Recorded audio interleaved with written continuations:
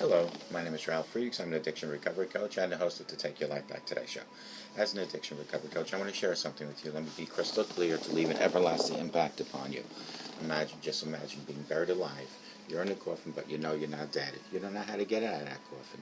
You try lifting your lid, but the enormous weight upon the lid prevents you from opening the lid.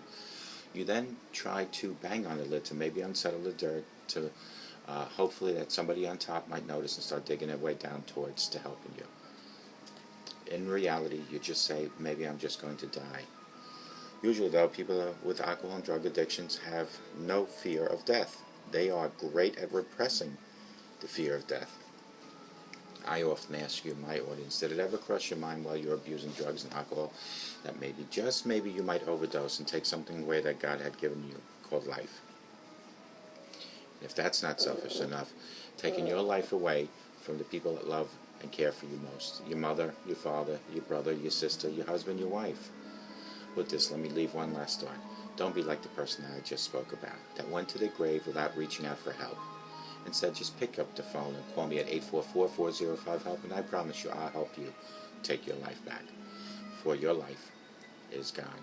I want to talk about Jesus is my co-pilot today, and it's a bumper sticker that's out there. If you're wondering what's going on here, I'm holding, as you know now, the new puppy, because he's all over the place. I'm holding him in my arms, so if you see me moving around excessively, it's not because I'm nervous or anything, it's because I have a puppy in my arms. There is a bumper sticker called Jesus is my co-pilot, and may be well-intentioned sentiment, but it has always troubled me. Whenever I'm in the driver's seat of my life, the destination is nowhere good. Jesus is not meant to be just a spiritual co-pilot giving directions, but is also meant to be in my daily life. Come on, this little puppy, I'm going to have to put him down because he's biting me, and he is always meant to be in the driver's seat, and that is period. And that's not just in your car, that's a part of your life. God is meant to be the driver. Jesus is meant to be the driver of your life. All right, I'm going to put you down. Well, hold on one second here. We're having some technical issues today. We often say Jesus died for us, which of course is true. But there's more to that than that. Because Jesus died on the cross, something inside of us died as well. Let's go move this over here. Because Jesus died on the cross, something inside of us died as well. The power of sin. Remember that, the power of sin. It's what Paul meant when he said, I have been crucified with Christ. It is no longer I who live, but Christ lives within me. Galatians 2:20. We are essentially co-crucified with him. With Jesus in the driver's seat, the old destinations are off limits. No more turning down the streets of self-centeredness, greed, or even lust. No more off-road ventures into the swamp of pride or the ditch of bitterness. We are crucified with him, and he is at the wheel of our lives now. He died so that he alone can drive and define us. So if you've died and Christ lives in you, he's not your co-pilot. Your joy is to let him drive and define your life. There may be a few bumps in the road, but you can count on it. He'll take you somewhere good. Lord, I thank you for your salvation, for your mercy, full and free. Take my all in concretion, glorify yourself in me. Still at the wheel of your life? It's time to let Jesus drive. God is my co-pilot. God is my pilot, not my co-pilot. We all seen these stickers that say that say God is my co-pilot. I am going to talk about those briefly and share why God is not my co-pilot, but the fact that God is my pilot.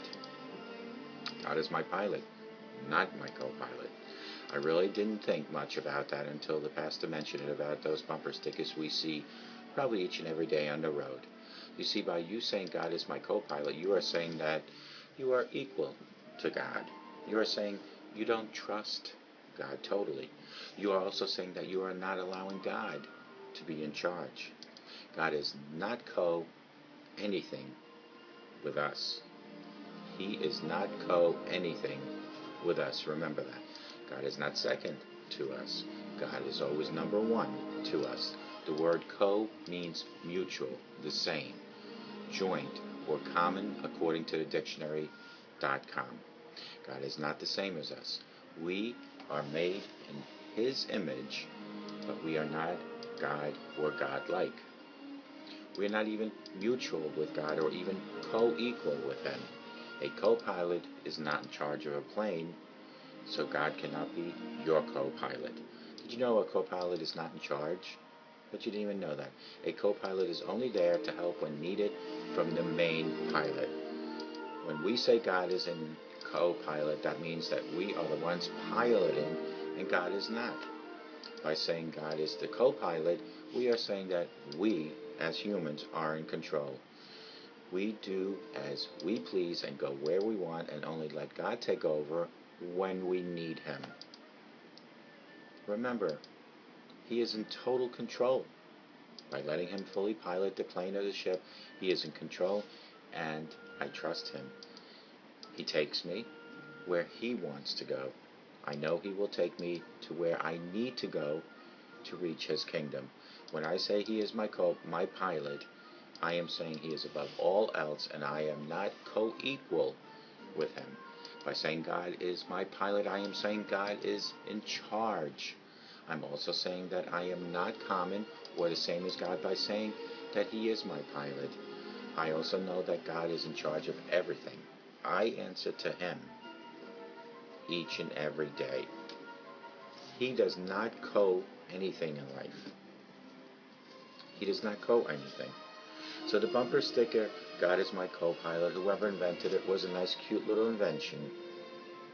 What the bumper sticker should have said is God is my pilot. God is not anything in life. And remember, I speak about this all the time. When we take our slippers off at night, don't put them by the edge of your bed. Put them under your bed. That way in the morning you'll be forced to get on your knees to go retrieve those slippers because they're under your bed. And while you're on your knees, utilize the thing that I call knee mail. K-N-E-E mail. Knee mail is when you're on your knees looking for those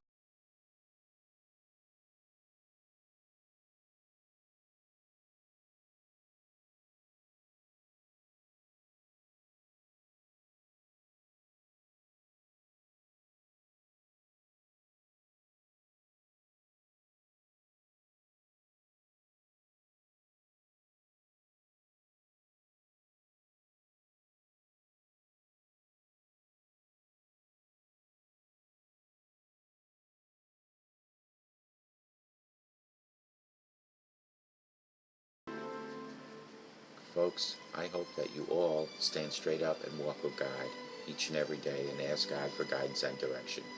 And may God bless each and every one of you. And call me at 844-405-HELP, and I promise I'll help you take your life back. Thank you.